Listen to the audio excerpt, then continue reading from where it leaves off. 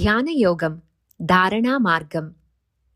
లోకంలో సుఖదుఃఖమయమైన సాధారణ లౌకిక జీవితం గడుపుతూనే శాశ్వతమైన జీవిత పరమలక్ష్యమైన ఆత్మానందాన్ని అనుభవించుటకే ఆధ్యాత్మిక క్షేత్రం ఉంది.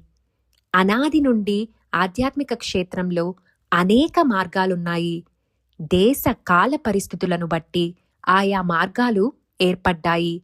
అల్పాయుష్యులైన మానవులకు అతి సులభమైన మార్గాలను వేదకాలం నుండి మహర్షులు అందించారు.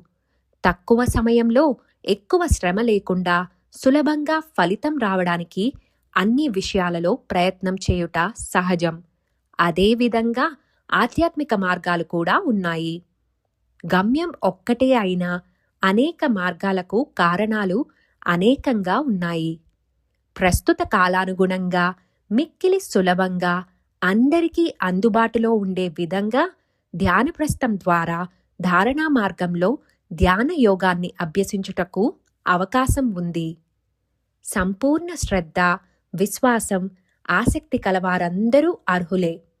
మార్గంపై ఎంత నమ్మకం ఉంటుందో శాస్త్ర విరుద్ధంగా కాకుండా స్వానుభవాన్ని జోడించి అందరికీ సులభంగా ప్రత్యక్షంగా అవగాహన అభ్యాసాలను చేయించే అనుభవజ్ఞులైన మార్గదర్శిపై కూడా దృఢమైన నమ్మకం తప్పనిసరి ఉండాలి.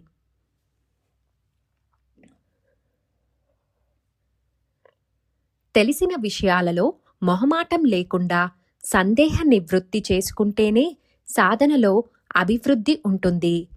ఆధ్యాత్మిక మార్గాలన్నీ పూర్తిగా వ్యక్తిగతమైనవి.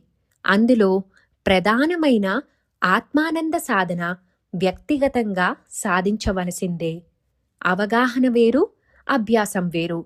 అభ్యాసానికి అవగాహనే ఆధారం.